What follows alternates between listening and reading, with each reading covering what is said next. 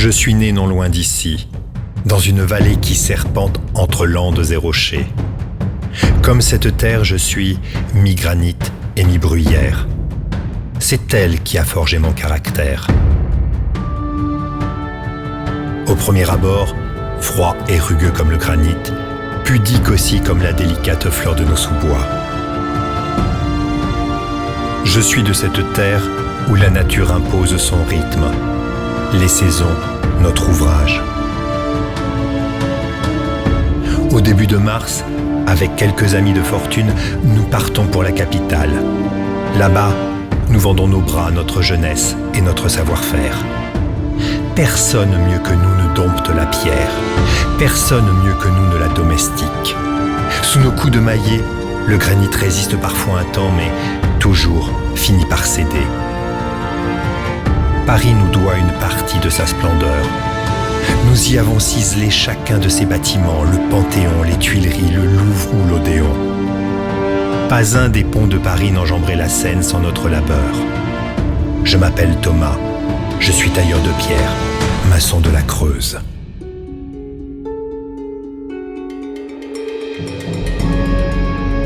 Pour ceux de nos familles, l'été se passe aux champs, dans l'attente de notre retour prévu à la Saint-Martin, au premier frimas de novembre.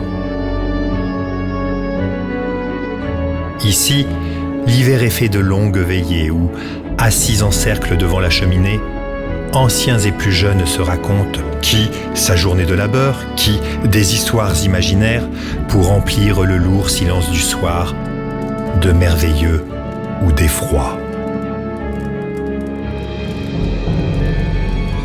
De ces veillées, j'ai gardé le souvenir de récits fantastiques, de contes et de légendes.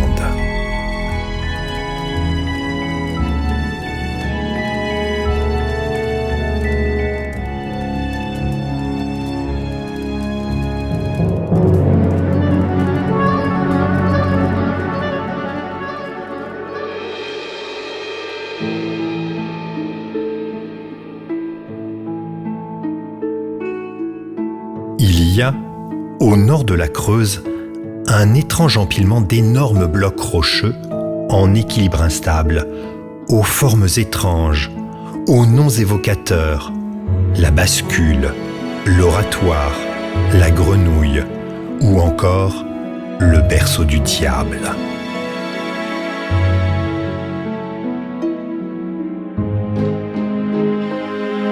Il y a fort longtemps, dit-on, vivait ici une tribu de géants. Une immense forêt majestueuse de grands chênes centenaires, de peupliers argentés, de saules pleureurs recouvraient toute la colline. Leurs troncs noueux, leurs branches élancées servaient de refuge à de gentils lutins. Les géants, occupés la plupart de leur temps par des chasses et des fêtes incessantes et peu soucieux de la forêt, saccageaient tout sur leur passage. Un jour, alors qu'il s'ennuyait, le chef des géants décida de savoir ce qu'il y avait par-delà les nuages. Pour servir son dessein, afin de construire une très grande échelle, il fit abattre toute la forêt. Les lutins furieux décidèrent alors d'avertir les dieux. La réponse divine fut immédiate. Les dieux, dans leur colère infinie, changèrent en pierre tous les géants au cours de leur ascension par-delà les nuages. Ainsi, une pluie d'énormes rochers tomba au sommet du mont. On peut encore les voir aujourd'hui, pétrifiés, sur le site que l'on appelle les pierres jaumâtres.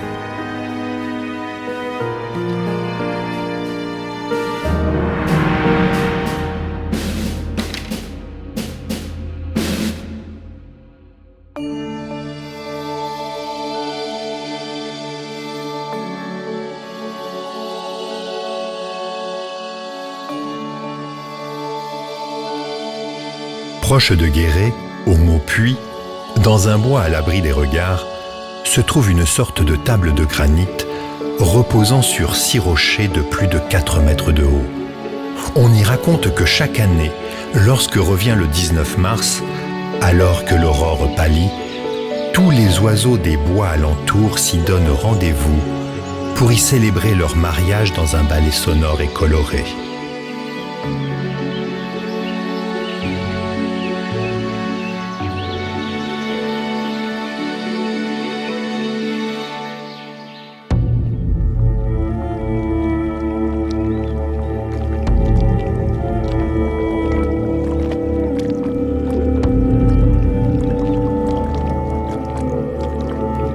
Pour arriver à Bourganeuf, il faut suivre la vallée du Thorion, qui s'étire en un endroit que les gens d'ici ont nommé la rigole du diable. Il y a laissé de nombreuses traces de son passage. Ici ou là, on y trouve encore très distinctement les empreintes de ses sabots dans la roche.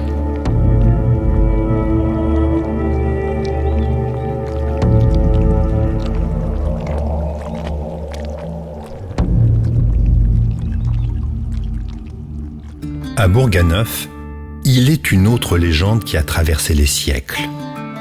Elle nous vient du lointain Empire ottoman. Laissez-moi vous la raconter. À la mort du sultan de Constantinople, la succession pour le trône fit de ses deux fils des rivaux éternels. La défaite fut cruelle pour Cem. Le jeune prince des fées fut contraint à un exil forcé. Dans sa fuite, il trouva refuge à Rhodes, auprès de Pierre d'Aubusson, le puissant commandeur de l'ordre des Hospitaliers de Saint-Jean de Jérusalem. C'est à Bourganeuf, non loin de Limoges, qu'il possédait un château. C'est en ce lieu qu'il fit construire une énorme tour pour abriter le prince Cem, accompagné de quelques serviteurs et servantes, parmi lesquels la belle Almeda, sa favorite. Cette tour serait désormais le témoin de ses soupirs, de ses passions, mais aussi de ses larmes. Marie de Blanchefort, la nièce du grand maître de l'ordre, ne pouvait rester très longtemps insensible à la beauté envoûtante du prince, à ses regards de braise, à la douceur de ses poèmes enflammés. En silence, Almeda observait. Elle mûrissait une rancœur certaine qu'une jalousie vénéneuse alimentait chaque jour davantage. C'est le poison qu'elle destinait à Marie pour l'écarter définitivement du prince. Par un soir sans lune, elle accomplit son funeste dessein. À l'annonce de la terrible nouvelle, Cem, fou de douleur, échangea sa favorite et servante Almeda contre une mèche des précieux cheveux de Marie. Humiliée, Almeda se pendit à une fenêtre de la tour, que l'on nomme encore aujourd'hui la fenêtre de l'étrangère. Certains rapportent que le prince aurait alors fait tisser les tapisseries de la Dame à la licorne pour conserver le souvenir de Marie, qui ne cessa jamais d'aimer.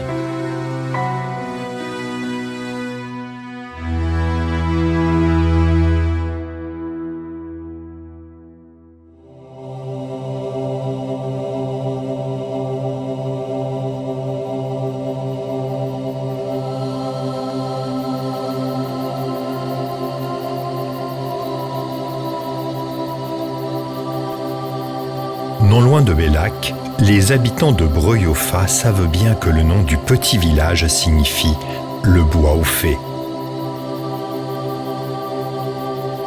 C'est dans cette forêt qu'un soir de la Saint-Jean, deux paysans de la commune ont vu les fées, gardiennes des bonnes sources.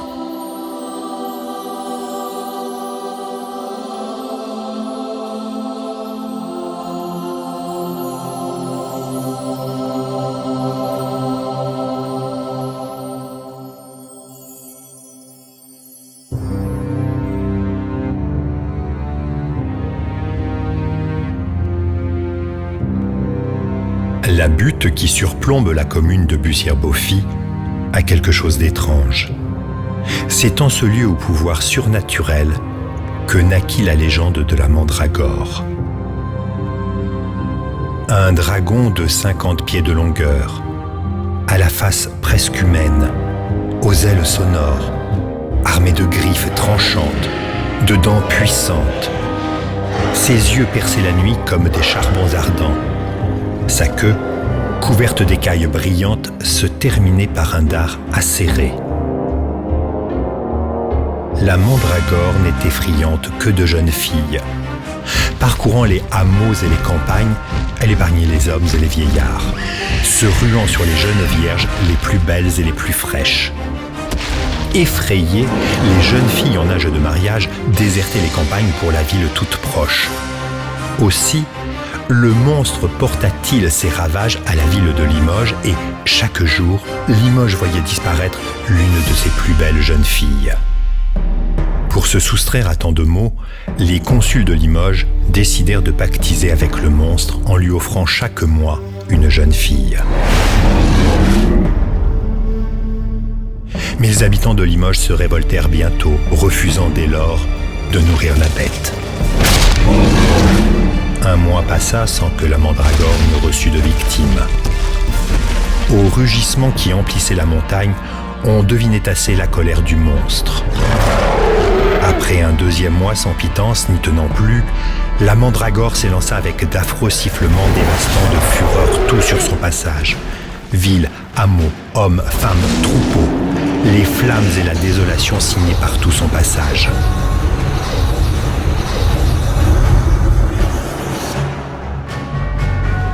Pendant 3 lunes, la mandragore ravagea le pays.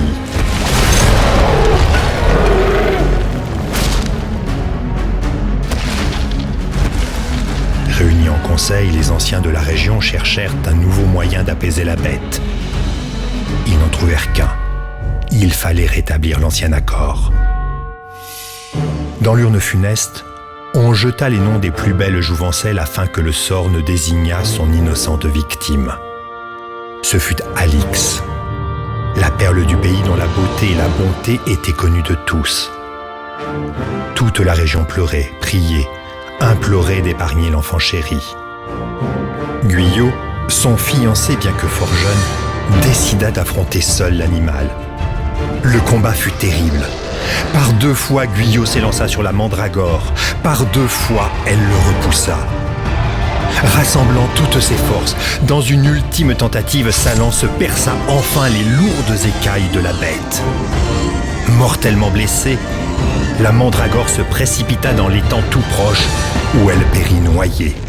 Des cris de joie saluèrent Guyot, le jeune libérateur, aussitôt porté en triomphe. Quant à la bête, sa sépulture fut gardée secrètement. Mais, certaines nuits de pleine lune, il arrive qu'à travers la lande se fassent entendre de sinistres gémissements. Certains assurent que ce sont les plaintes éternelles des jeunes victimes, dévorées par la mandragore. Entre ombre du passé et incertitude de l'avenir, c'est ici que j'ai grandi. Et si comme moi vous allez sur les routes du Limousin, à l'orée d'un bois, au détour d'un chemin creux, d'une source vive ou d'une roche millénaire, vous croiserez peut-être un lutin malicieux ou une fée bienveillante.